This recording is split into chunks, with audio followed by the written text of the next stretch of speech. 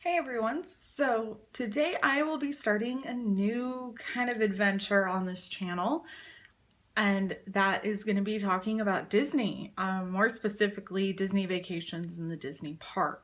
I'm such a huge fan of Disney. I mean, I've grown up with it like a lot of kids have, watching the movies and wanting to be a princess and, following Mickey and his friends on their adventure. But I've also been lucky that I've had family most of my life that has lived relatively close to Disneyland. So ever since I was 2 years old, I've been going to the parks. But especially these past about 5 years, I've been going pretty frequently. I've gone to Disney World a few times, even.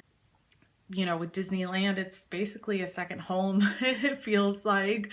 I'm sure a lot of people think the same, like, oh, Disneyland's home for me. And it's so true. It's so magical. But it holds a lot of happy memories for me. My husband, at the time, my boyfriend, was proposed to me at Disneyland, which was amazing and beautiful. I'll put a picture of that right here.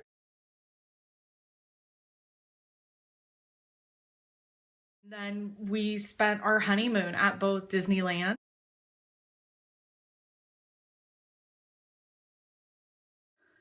and Disney World. And here's a picture from that.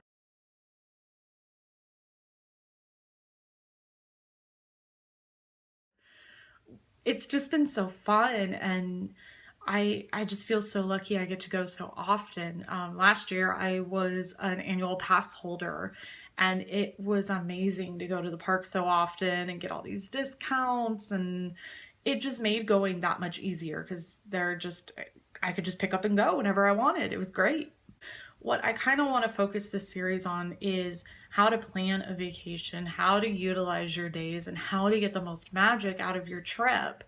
Now, every trip is magical, even if I know for myself, I just love walking down Main Street. I don't even have to ride a ride, just walking down Main Street. There were times when I was an annual pass holder where I'd go to downtown Disney and I'd be like, you know what? I'm just gonna go walk. I'm gonna go look at the castle. And I would, and it would be so magical and so fun just to be there. So, not saying that your trip won't be magical if you don't do A, B, C, and D, but I just want to make this process easy. I want to make it simple and help you find good deals and help you utilize your time in the parks so you can experience the things you want to see easily and without long lines and without any hassle. Now, since about high school, I've been planning my family trips to Disneyland and to Disney World as well. I kind of take over and just help plan out our days, plan out where we're going to stay, how long we're going to stay. I've helped friends. I've gone with them to Disneyland and kind of showed them around the parks and helped them utilize their time so they could get on as many rides as possible within one day. I also did a solo trip to Disney World for 2 days and hit all the major rides in all four parks within those 2 days. So I definitely think I have a lot of tricks up my sleeve, and I definitely, know the ins and out of the parks. So now with that, I want to be able to share it with everyone else and just help people have a fun time at Disney as easily as possible. So with that being said, this first part I want to talk about is pre-planning your trip. This is where you're essentially setting up your trip when you're figuring out what time to go, if it's within your budget, is it even right for your family at this time? So that's what we're going to get into today. I am planning a trip currently to Disney World for next year, and I'm so excited. I always love going to Florida. I keep telling my husband we're moving there someday, and I just love it there, so I can't wait to go back.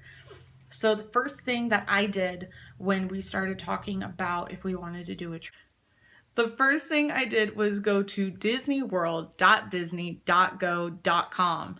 If you want to make that easier, just go to Google and type in Disney World. It'll pop right up. So the reason I did that is because right there on your homepage, you can enter in the dates you're thinking about going, how many people are in your party, and what kind of hotels you want to look at. Always just leave it on all resort hotels. And it lets you price out your vacation from there. If you are going to Disney, you can Google search Disneyland and also look through their website to pre-plan your trip. But for the purpose of this video, we're going to be looking at Disney World. Now, on Disneyland's site, you can look at hotels and theme parks and Memory Maker. As of right now, Disneyland does not have a dining option, but you can still price your vacation and check out all their pricing and deals on their website. Here's the website right here on my computer. So here is where you would put in your dates and however many people, what kind of resorts you want to look at. And if you need an accessible room, just click that and then find prices. I'm going to put in some random time. Now, with Disneyland, something you want to think about is what time of year you want to go. Oh, and of course, you can always just look at random times and figure that out. But it is also best to know what works for you or what works for what you want out of this vacation for yourself. Now, you might have a specific time that you can only do. Like, we can only go within this 1 week because the kids are out of school, the kids won't be at camp, or maybe it works within your job. If you want to go based on a certain holiday, there's also that to consider, or a certain celebration like somebody's birthday or a graduation or whatever it may be, you can consider that. Now, if you're very flexible with your time, you don't really have a specific time frame you want to go in, you're kind of just like, we know we want to go within this 1 year. We don't know when. What you might want to consider doing is looking up a crowd calendar. There are lots of people on Pinterest and on blogs and vlogs who figure out based on past attendance how busy the parks will be. Obviously, you know, Christmas and New Year's, that time, and whenever kids are off, it's going to be busier because families have more availability to go then.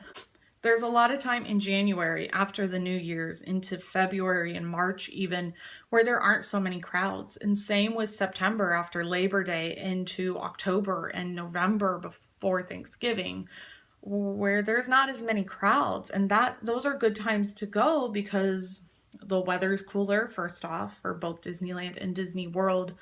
But then you're able to have more time without crowds so you can go on more rides. You can experience more things without those crowds, and it kind of just makes that flow easier. Not to say you can't still do all the rides and experience things when there are crowds. It just takes a little more preparation work, which of course we'll go over in future videos. Back to pricing out your vacation.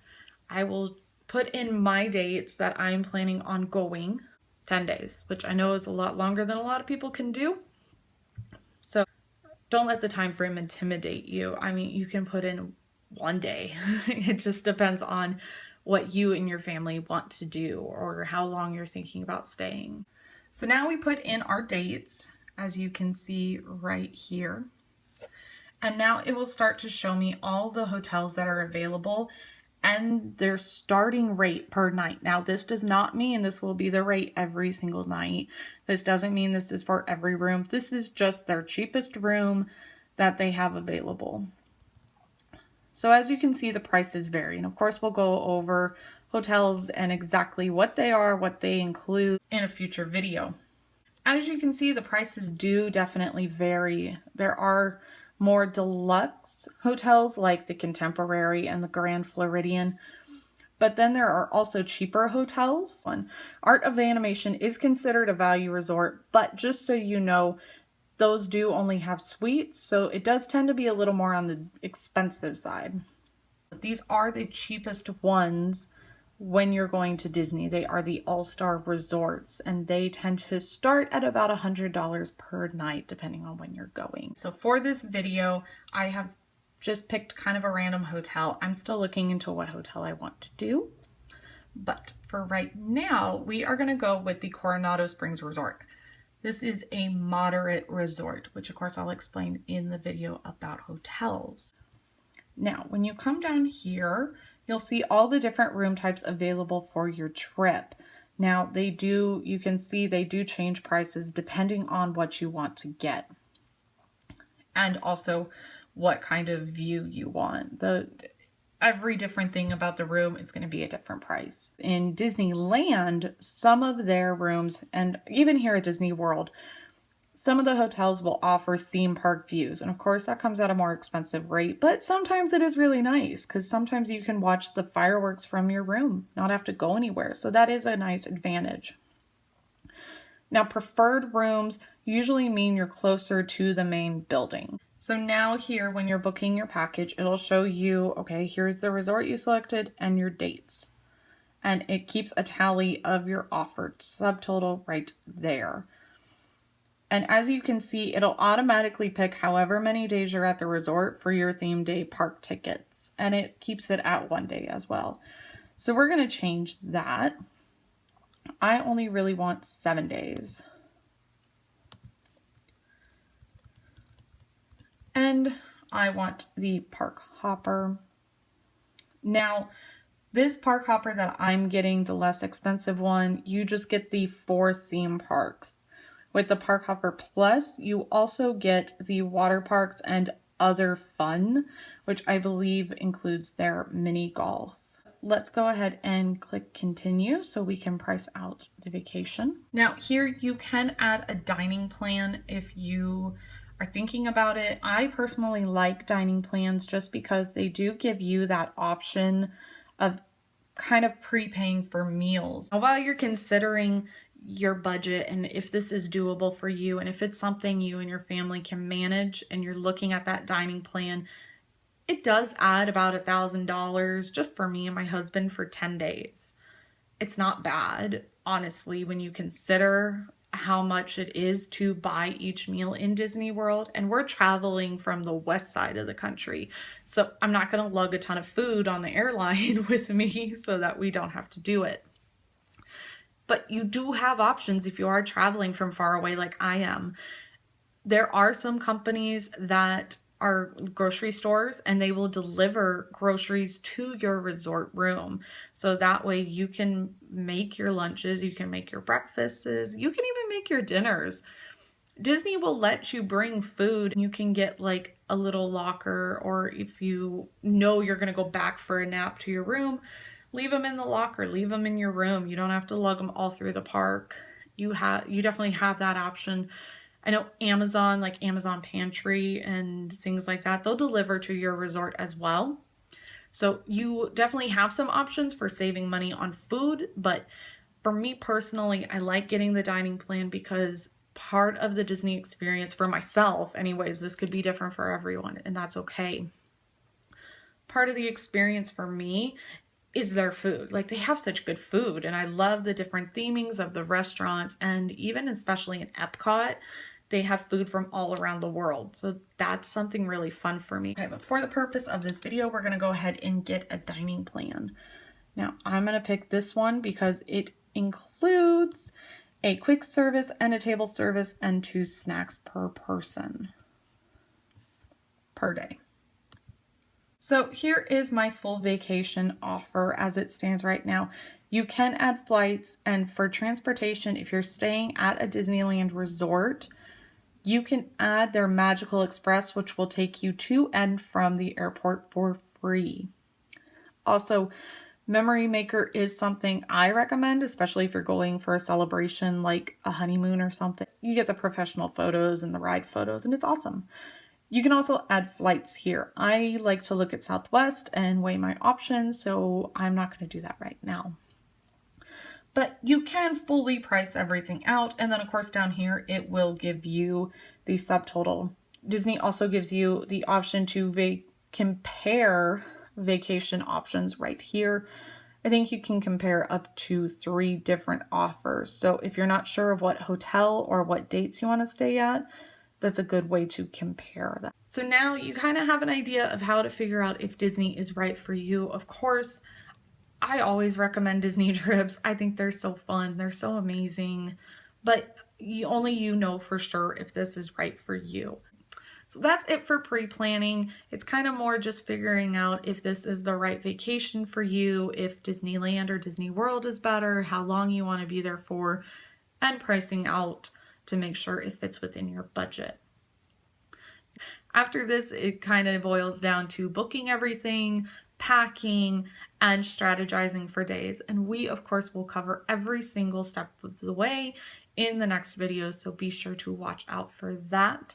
Thank you so much for watching. If you liked this video, you found it helpful, please give it a thumbs up. Also, if you want to know more about planning your Disney vacation and getting into details of every single step, go ahead and subscribe so you can follow along on my crazy adventure. And just as a disclaimer, I am not affiliated with Disney. I do not get paid by Disney. I wish I was affiliated with Disney because they're awesome. They're a great company and I just love them very, very much. But simply, I do this because I like it. I love going to Disney. I love planning vacations and I want to share that with everyone. So I'm just following my passion here and that's all. But thank you again for watching and I will see you on the next one.